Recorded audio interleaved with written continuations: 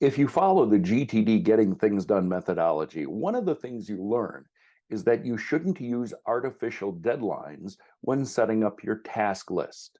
Hi, I'm Dave Edwards. Let's look at why it's not a good idea. David Allen teaches that you shouldn't add a deadline when there really isn't one. You want to have a deadline only when something must be done on a set date or when there'd be a problem if you miss the deadline. The boss tells you that you have to get her some budget numbers by Friday. That's a real deadline. You have to buy your spouse a birthday gift, and tomorrow is her birthday. That's really a deadline you better not forget.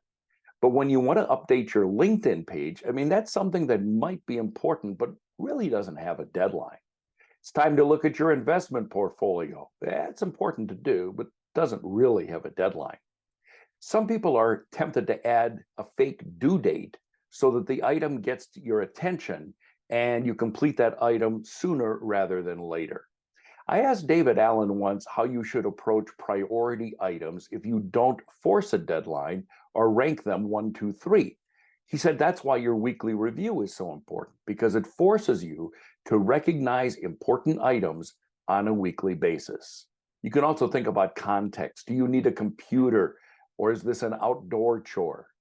Time availability. I can't do a 1-hour task if I have only 15 minutes until my next meeting.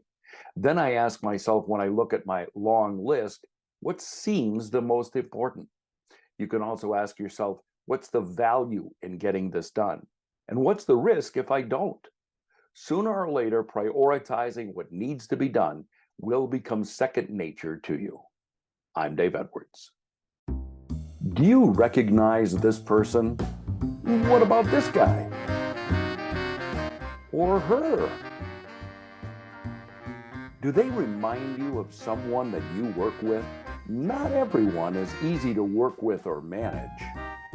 I've researched the best techniques for managing the most difficult workers and compared notes with top human resource specialists. I put it all into my online course, How to Manage Difficult People, and I've added a complete section on how to manage remote workers. Find out more at daveedwardsmedia.com and click on courses.